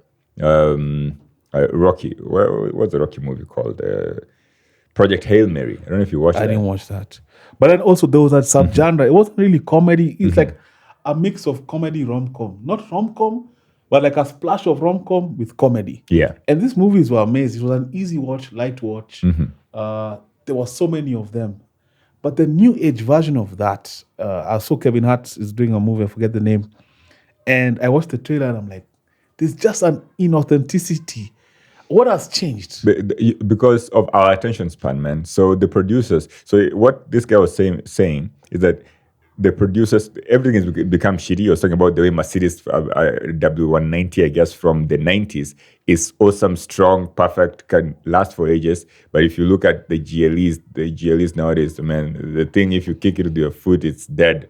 You could literally dent it, yeah. If you touch anything on the windshield, not windshield, but the dashboard, things are shaking around. The Teslas, man, things are just plasticky all over. I mean, they look nice, modern, new, but very plasticky. I mean, that was the point.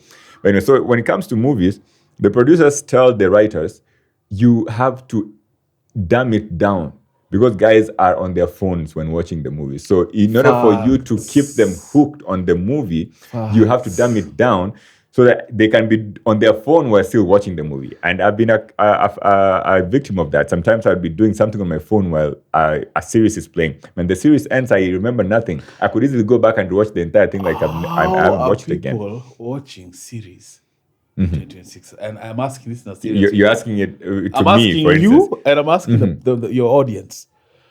First of all, when do you have the time to watch a series? You watch an episode every 2 weeks, man. or every 3 weeks. Okay. I thought, Or you have this one weekend where you know what, this binge. weekend I'm going to binge. But series don't slap the same. Do you remember previously on Lost? I didn't watch Lost because Lost, I think. Oh no, I watched like the first 3 episodes. It wasn't coming to like a What conclusive. series has had you in a chokehold? Oh man, 24. I watched it 3 The times. following takes place between 5 a.m. and 6 a.m. Can you put up? So don't put the music. Just put the countdown of the 24 clock. was crazy. Chloe, send it to my PDA. Oh man, that was awesome. But okay. And Prison Break. I watched the first 5 seasons. 4 seasons, I think. I was just about to talk about Prison Break. 24. Man, you missed Lost. Lost, you can actually go back and watch. Yeah. I don't know if the graphics will slap the same. It doesn't matter, man. I think you could easily go back. Lost. What else? Vampire Diaries. I didn't watch Vampire Diaries. What other? I've never been big on all this otherworldly. I mean, apart from Harry Potter. He's a Christian. No. It's because they don't make sense. I mean, this is it's science fiction, man. If you're making science fiction, make it make a little bit of sense. I mean, I'm a Christian though. You're too science savvy. This guy's questioning the facts. That smoke, that density of that smoke, it could not have been floating around the room like that. But what do you think of Money Heist? I didn't watch Money Heist, but I had a lot of ramblings around it. Yeah, I think I watched the first 2 seasons. They came out together, I think. Now it was great, but not to the level of Prison Break or. Now let's go back a bit more. Let's go back to a bit. Sopranos Was fire. Yeah, man, that was great. This other one for also on HBO, the one for the guys, The Wire. The Wire. I didn't finish The Wire. I get out of here. I finished the first season and then I didn't have the time to go back and watch the second season and everything else. So I'm gonna go back and actually have to restart from the first. Let's and go I'm very back. sad. The guy died. Omar, what's his name? The guy who committed suicide, man. I think I remember seeing a story like that. But let's go back to the slightly younger phase, the bitch ass nigga phase. House MD. House was amazing. Yeah. Scrubs. Scrubs, I didn't watch a little bit, but yeah. But let's go back to the younger phase. Okay. No judgment. Did you guys watch Smallville? I was like, shit. Somebody say. Come on, you're telling me that thing didn't have me in a chokehold? Of course, you guys Smallville had me in a chokehold. You guys Lana she was beautiful. I was crashing on Lana like crazy. That should be a clip, you guys. I was crashing on Lana. Also, this. Did you ever watch the OC? Yeah, I watched the OC. One I don't. California, here we come. I think my ringtone was actually that song for a while. You had a W800, Sony Ericsson. It was one of those. It was Sony Ericsson, yes, but it was one of those. I don't that was my ringtone as well. Yeah, and you've been on the run, driving in a. There's another one. There's another one for basketball. One Tree Hill. One Tree Hill. Man, I don't wanna be anything. I don't want to admit that. I don't want to admit that in the public, man. There was another one. One Tree Hill was so gay now that we're older, but it had me in a chokehold, man. There was another show where everybody dated everyone. It was one of those One Tree Hill sort of things. No, there was One Tree Hill. There was, even One Tree Hill at some point, everyone had dated everyone. Yeah, man. I don't wanna be anything other than. And that was during my rock age. So all those songs, man, they were fast. Harmonizing the beginning song, bro. Yeah, but what the hell? And I'm telling you, 90210. I don't know if you ever watched that. I remember 90210. It was the same genre with OC, One Tree Hill. So everybody in 90210 dated everyone. And so right now, whenever any of my friends are in a similar situation, I'm like, man, you guys are in a 90210 situation. What about there was this other one, although that was a bit later, Gossip Girl. I didn't do Gossip Girl. Gossip Girl was this chick who turned out to be a tyrant, Blake Lively. Yeah, I didn't watch it. For me, Gossip Girl seemed too chick flicky for me. The name was extremely deceiving. It was very. It's just that she was narrating the whole show. Okay. So, but it was not chick flicky at all. And actually, when you think about it, all the other ones we're talking about are way chicky flicky. Like when you think about Smallville. Yeah. There's something we were talking about earlier. What do you think about the Lex Luthor from Smallville? He's talking like this. Yeah, he was always shaking his head. And for some reason, he always had his back to what's called Clark Kent. Yeah. I see you're here. Yeah. Classic guy, man. That was my Clark. That was my Lex Luthor for life. My Smallville age came way later when I was in uni. because I think in high school, I didn't get an opportunity to watch Smallville as I would have wanted to. And so I spent quite a considerable amount of time in uni watching Smallville. I think you would go to the stores and buy those DVDs.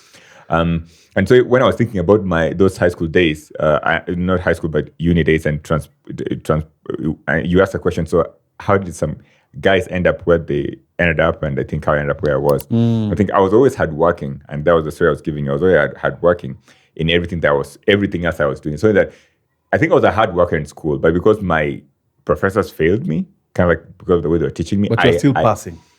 I was passing the classes, but not passing to my potential. So I put my energies elsewhere, so into the business.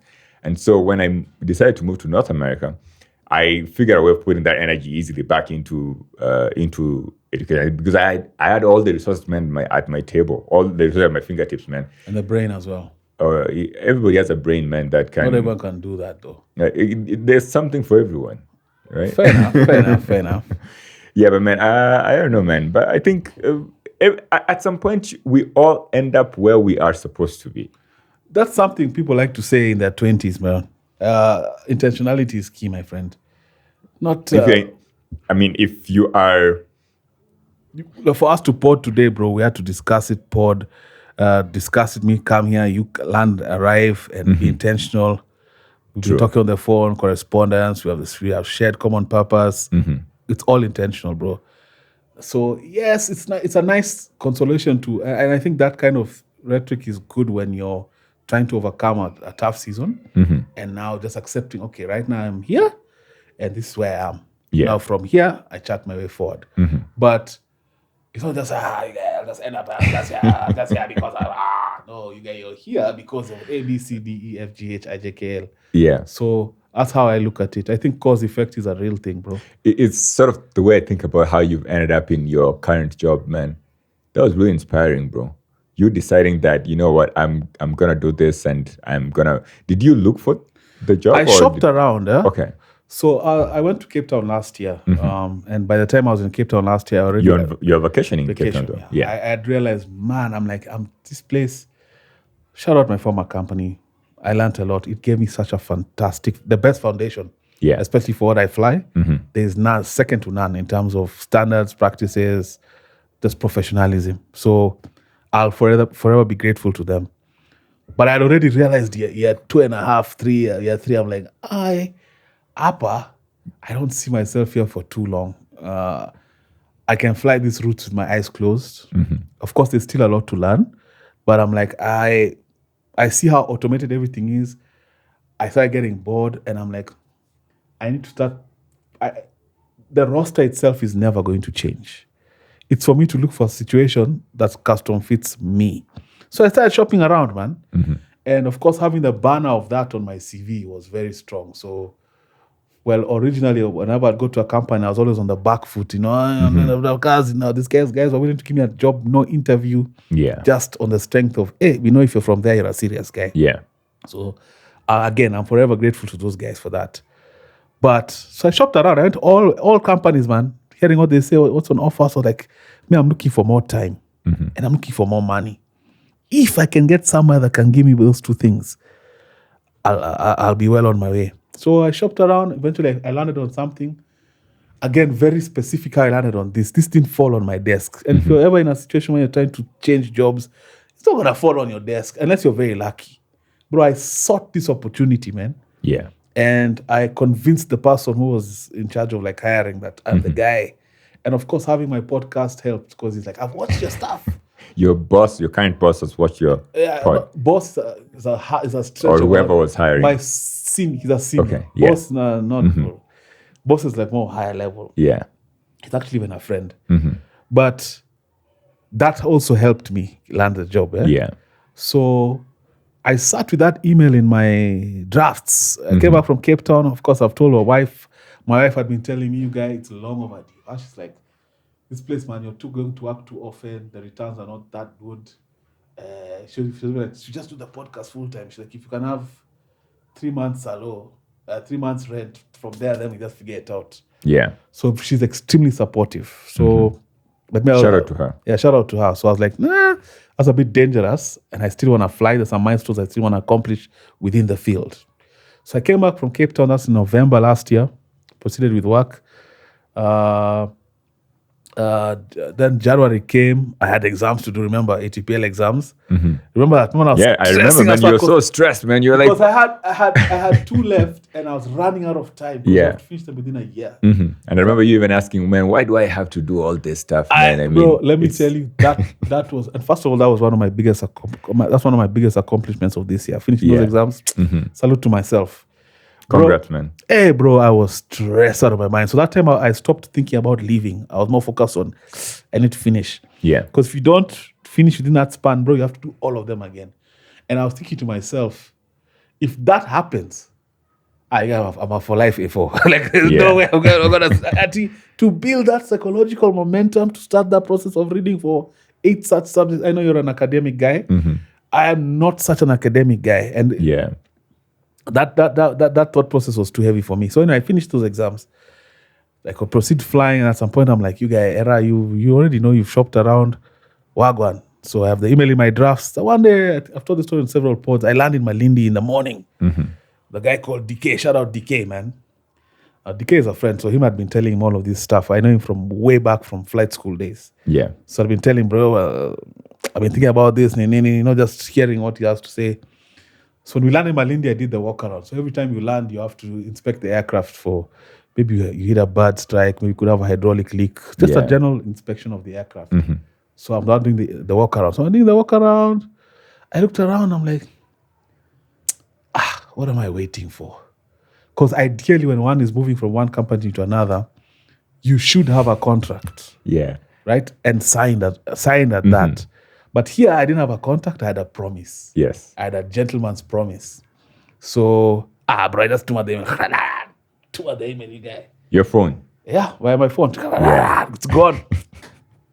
Next day, one of lady from HR, very lovely lady, calls me. She's like, yeah, I've just seen your email. How can you believe me?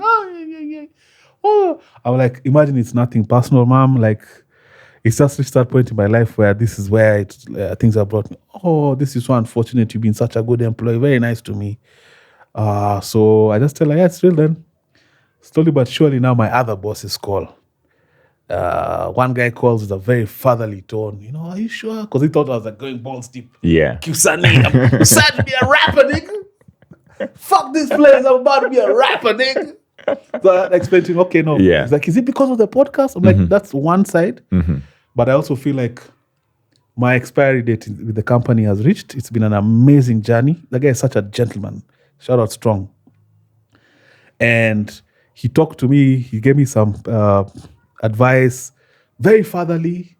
In fact, he's one of the realest guys in that company. Very fatherly, very friendly, and then just wished me well and told me, when you leave, don't forget us. Once in a while, say hi. And I was like, yeah, gladly, man, because he's such a gentleman. Then my other boss the next day also calls me. What's this I'm saying? It's too soon, man. It's too soon, man. How can you know? Why didn't you like talk to us before you made such a decision? To compare advice. But then also, it's also... But it's all coming from a good place, I believe. Yeah. I mean, it's all coming from... There was shock, because first officers don't leave. Jump... Yeah. Guys don't leave. Everyone waits to get command, and then now... And there's that banner of working for the subsidiary of the major airline, To me, that doesn't National carrier. That doesn't mean shit to me. Like, I think I'm such a pragmatist that stopped meaning shit to me a long time. As soon as I understood this system, I'm like, this is a lot of theater. So, of course, also he calls. I tell him, don't take offense. It's nothing to do with you guys. No. And then now the journey of my notice starts. As I'm doing my notice, because my intention was to serve my whole notice, like working. And somewhere halfway through my notice, the new engagement tells me, hey, you have class on this date to this date. I'm like, oh, shit. Okay. My notice is not done yet. Yeah, so now I had to offset with leave days and yada yada. So threw me in a whole funk, bro. So now I've started class. I have a lot more free time on my hands. Bro, I had a blast. I had through those, I had a blast, almost too much of a blast. Of course, some finer details. I've come out of at the end of it, by the way, with no regrets. Like, if there was ever a season for me to have fun the way I have, and do those classes. Was this few weeks? It was these few weeks, man. Yeah. I've slept, I've relaxed, I've done podcasts, I've done streams. Yeah. Kulad sherehe. Yeah. The streams have been awesome, man. Yeah. And I know some people will hear me saying Kula sherehe and be like, aren't you the guy for CTA? But life is not linear, life is not abstract. I'm not saying follow my advice. This is my path. So I've come out of it, by the way, with no regrets, actually. Yeah. Like I'm happy for you. This was the season to do such things. So now at the end of this all, eventually I get my contract, I sign, and everything that the guy promised is literally on the contract. I sign, I send it to where the company is domiciled. They send it back within a couple of hours, countersigned. And now I'm on the payroll and all of that. So, bro, even just the money alone is significantly more. Yeah. But the reward for taking that calculated risk, people don't have the courage to take that risk. The first thing most people, my colleagues, would tell me when they found out I'd resigned was congrats. Meaning at their core, they wish. Yeah. A lot of them wish like, fuck this guys.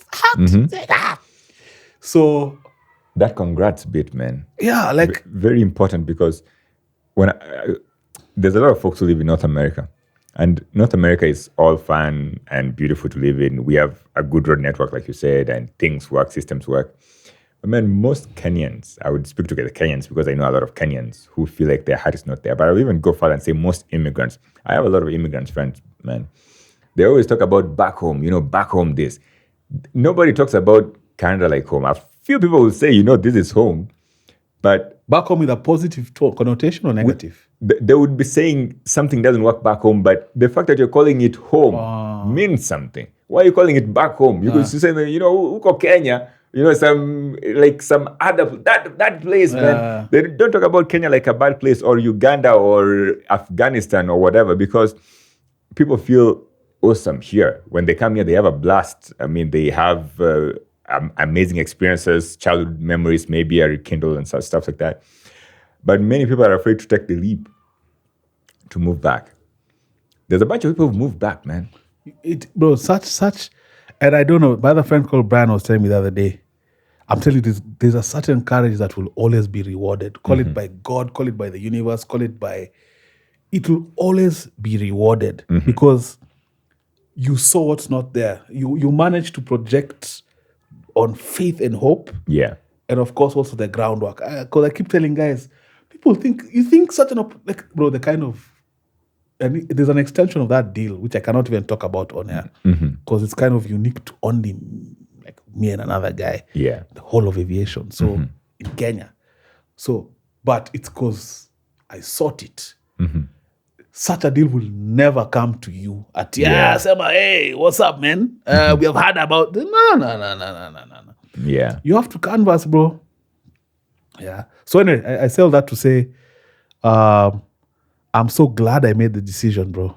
I am so glad I made the decision. There's such a weight lifted off. Of course, once I put pen to paper, even bro, my wife was even telling me your happiness index has gone up 60%. So I think before I put pen to paper, you guys carrying a stress so low that I was not expressing to anyone.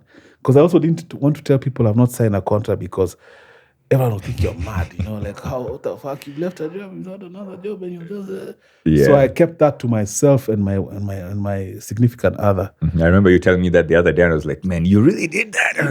Imagine all the noise while going through the stress. Because as a friend, every time, as often as we speak, for sure you'd ask me, hey, by the way, did you manage to sign? Innocently. But I would just be piling the stress layers on. So, yeah, man, I'm glad I did it, and here we are.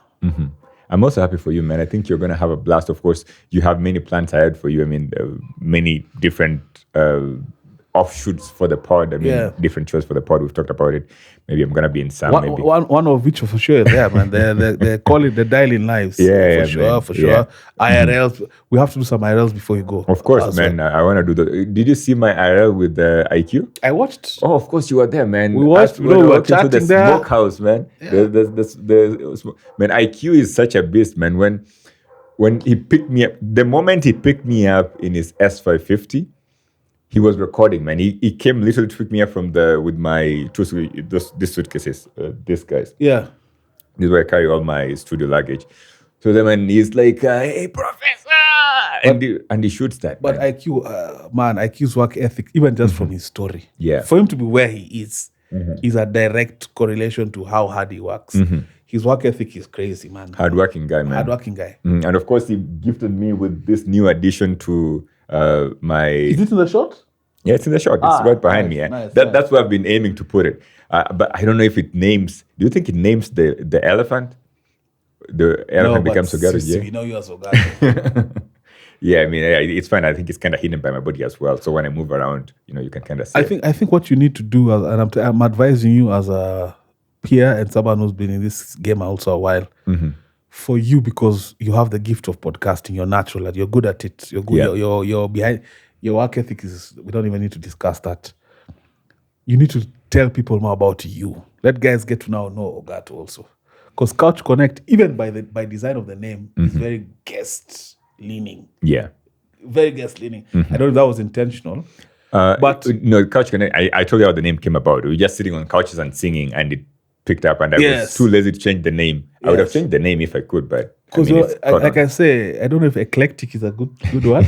You're an eclectic. You're a very. Can you explain to the audience and by extension me what eclectic stands I'll means? simplify it. Eclectic just means unique character, unique thought process. You're not a typical guy, so there's a lot of interest points there. Okay. I think you need to leverage a lot on them, and I think for you, IRL can be the avenue for that, because IRL is not. Today I'm here with so and so. We're seeing you on a daily. We must do some before we go. Of course, man. I tried doing IRLs. I had a plan to do an IRL on. This guy embarrassed me, man. I'm getting a new one end of the month. Okay. Yeah, beautiful, man. I was going to do an IRL on Sunday, World Cup. So I'd gotten all my paperwork and everything to film in downtown Toronto, where You need paperwork. Yeah, to Like a permit. Yeah, you need a permit to film inside the venue. Is that a fee or like? It's I think it's free, probably Okay. $50 to get it at Okay. most, but it's Okay. I think it's so that not everybody doesn't come around with their phone streaming and it becomes a horrible experience for even the guys at the gate or something. And so that was my plan, was to do that. And then I figured out I didn't get the right license. And so my plan was then to go and do it by some bridge. There was a bridge that many people are going to walk over as they're going to the game. So I was going to live stream for 2 hours before the game. And then at the moment the game starts, I will turn off my camera and whatever, and probably figure out where to watch the game from. But man, I couldn't find a friend of mine who would promise to assist me was not available. So that kind of didn't work. And as what is born. So I tried doing one in Mombasa the other day. Of course, my camera quality was garbage. But also, I realized, like you're saying, you need a guy there. Yeah. Someone to read the chat, someone to walk around. Doing it's always a tall task, man. Yeah. Of course, you can figure out a way of doing it also remotely. So I was going to do it remotely, but the licenses thing also kind of threw me off a little bit. But you kind of need a guy there, especially if you're going to be holding I figured holding out a camera like this is going to be nerve-wracking. Your hand is going to be so tired. You have a gimbal? I have a gimbal. So my plan was to, of course, hold the camera on the gimbal, but I was thought maybe I'll screw the gimbal onto a tripod stand and then have it over there, and then I'll be interviewing guys. I even got a mic, like those handheld mics that would put my DJI mic inside so I could give people to speak or whatever. Maybe we can also rope you on. We can collab, me, Sarge, because we've done some streams with Sarge that have been very fun, and it's just us guys being ourselves. There's no script. Like, of course, that's the plan. It's just us chatting shit the way we chat shit, literally. Yeah. So we can definitely collab on those before you go. Of course. Yeah. I want to do them. That's one of my aims to here during the time that I'm here. Of course, there was that one. Then there was I told you so. Another thing I was planning to add a stream from the statue of the Odyssey. The horse. Oh, yes. Yeah, and so that didn't materialize as well. And then there was another one on my lab experience, man. I wanted to show guys me working in the lab. I would love to see that. And that just hasn't worked. Can you talk to the chat when you're doing that kind of work? Of course you can. Because man, imagine serious or splicing and dicing. Like, hey, chat! But the thing is that you may probably not be able to pan the camera around if you're in there by yourself. You might need an assistant. But I went and bought a, what do you call the small camera? The one that GoPro. No. There's another one, the tiny one, the Mavic, not Mavic. Not for like looking up someone's colon. No, the colonoscopy one. No. So it's a DJI camera. I mean, maybe I think even Saj has the camera. No, I don't think so. there's a small camera, man. Come on. I gotta remember the name, man, before I move. It has a name, man. Osmo. Oh, Osmo, yes. Saj has an Osmo. Yeah, so I got an Osmo because it can follow you around as you're walking. And so I was going to get that, frame myself in, and then use my Apple Watch to, click on myself and stuff like that. But the Osmo couldn't handle what I was planning to do, because I have to reroute it to Restream. But then the Osmo takes over Restream. It uses an RTMP. I don't have to go into that, but it takes over Restream. Let me ask, with Restream, can I stream on YouTube, IG?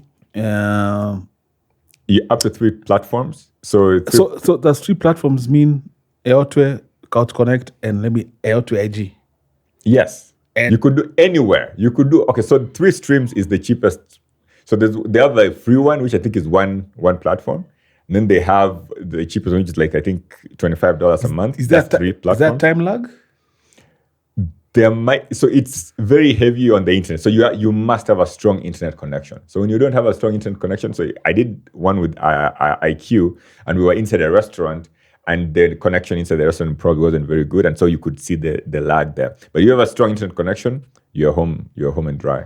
And so there's a one for five platforms. I think that's like maybe $50 a month. And people are loving it, man.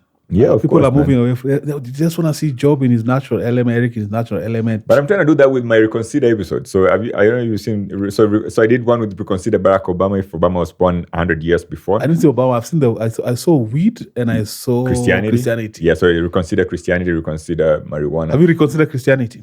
No. So come on. So come on. I've evolved from when I was a kid till where I'm at right now. There's definitely been an evolution there. When you're a small kid, even the Bible says, when you're a kid, you drink milk.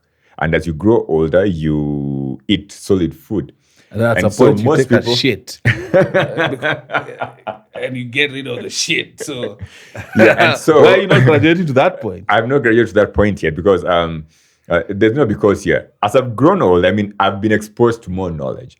And especially I'm big on history, and I take in a lot of historical context.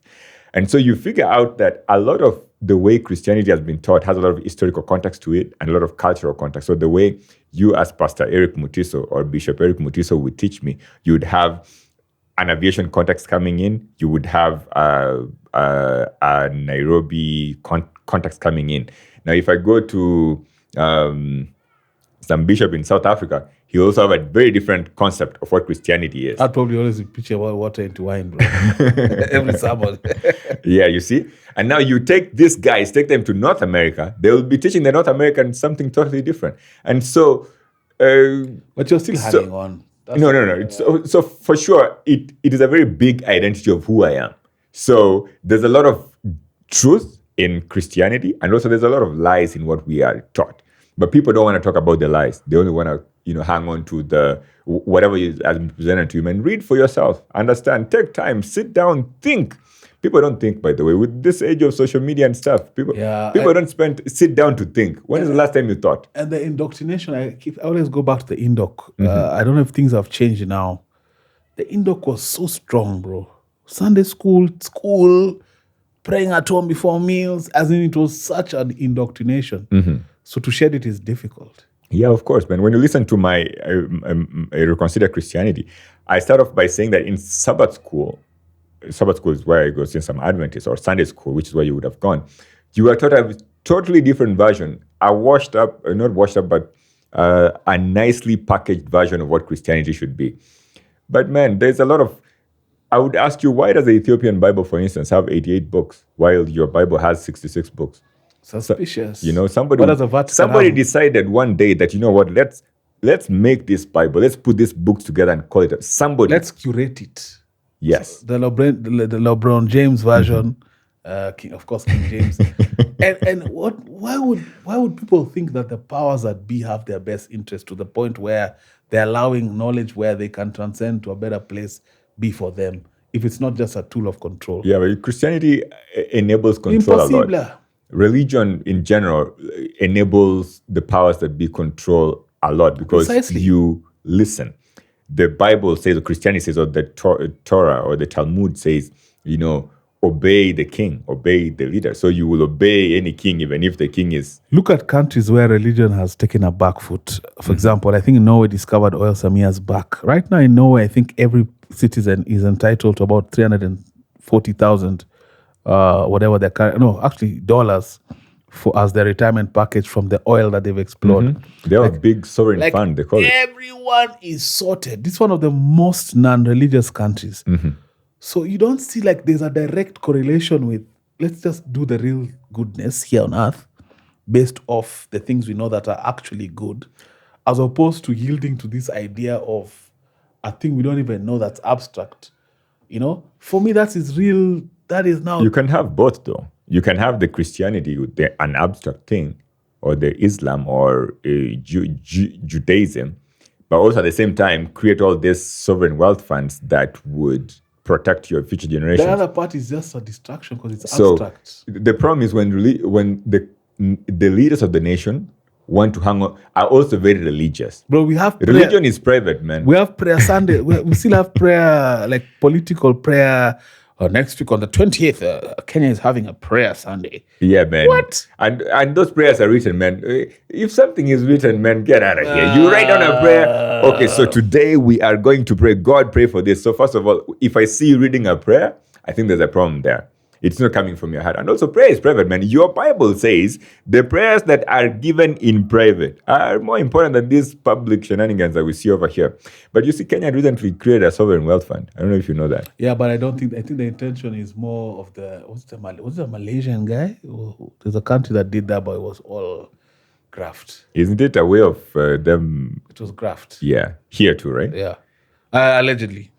But there's many other things you could do to seal the loopholes where money is disappearing to, and people become better. I guess. Extremely suspicious. But I mean, the trust deficit is crazy. Yeah. Oh man, having a chat with you is always awesome, man. I'm gonna go back to we're gonna land this plane. I saw that from you, and I didn't feel it from you. I think it came naturally, and I started using it, and it's kind of stuck on. So I also claim it to be mine. We have a tradition here where. You know the tradition, right? Yeah, where you ask... the guest who's here most recently leaves a question for you. So now I've turned that around. They leave something. They write anything for you. I borrowed this from the US presidency. So the guest who was here most recently left something for you. And he said this: keep calm and carry on. Nice.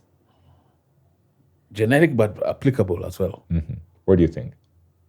I mean, how can you apply it? Very apt for me right now. Keep calm. Although at least now I'm already calm. Mm-hmm. A bit more apt maybe like a week and a half ago. Yeah.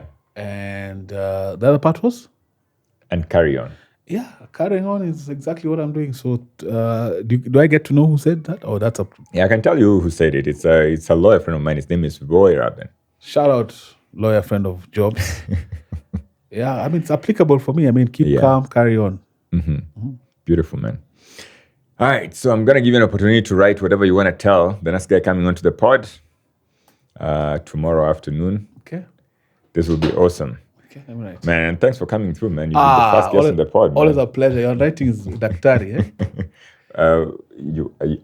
I'm going to do it down here so that I don't see it. I don't want to see it before the pod is on. I kind of feel like we decided to cook, man, but I think I told you an hour 30, so we got to land it here. How long has it been? 1:41. Do you have time to experiment that thing? Yeah, of course. Man, this has been awesome, man. You are... When are you coming over? When do you want me to come over, man? Tomorrow I have 2 planned. Okay. There's a guy who I'm suspecting is likely to kiss. I'm available tomorrow morning. I have something at 2. Morning, what time? 8 a.m. Is that too early for you? 8 is early, bro. It is. Because I have something at 11. We try for Monday? Monday, sure. I don't have anything planned yet for me. So let's book ours right now for Monday and then... I know, I mean, because I've not been flying, bro. I'm not that 8 a.m. Although I was going to come for yours, that's because I respect Yeah, you. we said you're going to come on Wednesday at 8 a.m. No, I would have definitely come for that. Of course. Let's try Monday around, let's call it noon, bro. Noon? Okay, cool. Yeah. Yeah, I'm going to move. Let's lock that down. Yeah, cool. So this has been beautiful, man, hanging out here with you. So you are a great guy, man. Great friend. We've had a bunch of discussions here and there. Since I saw you last, man, you've been working hard on the pod, working hard on yourself, and this is awesome, inspiring. Anything you want to tell the folks here? Man, shout out to Gato, man. Couch Connect, a real one, a real friend, a true brother. We've not known each other long, but our kinship has grown fast. I think because we share common purpose. Mm-hmm. You guys keep supporting, subscribe, share. His content is, amazing. All the things he's about to do, also please support. And guys, come on, myself included, bro. Membership banner. Although perhaps you should change the tire to like $1.99. Yeah, that's what I'm gonna do. $2 a month. Because $5 a guy, complete Netflix guy. But also, man, keeps. I like how you're relentless in your pursuit for this thing and all other things that you do, bro. This one most. I've never spoken to you and you sound like whatever you're doing or going through cannot be done or solved, including some very tough things. You're a strong individual. Like for you, there's no haitafanyika. It's like if it's difficult or it sucks, but it has to be done, and you reconcile it mapema. So that's our strength, man. Maybe it's campus days. Thank you, man. I don't know. And congrats on of course, your son. That's always a blessing. Yeah. Congrats on. I love the fact that you also have a supporting partner, extremely supportive. Shout out to her as well. And bro, let's just keep doing this thing. Lazima I work, bro. Of course. If Adrian Brona can do it, we can definitely do it, bro. How about EOTWE and the Couch Connect? Yeah. We can make it, man. 100%. There's been awesome, man. I've been hanging out with Eric Mutiso of Every Other Time with Eric podcast. If you haven't subscribed to this channel, go over there, check it out, subscribe to him, join his membership. Join membership. There's been awesome. Till next time, do take care. Santi. Kwaheri. Very nice, very nice, very nice.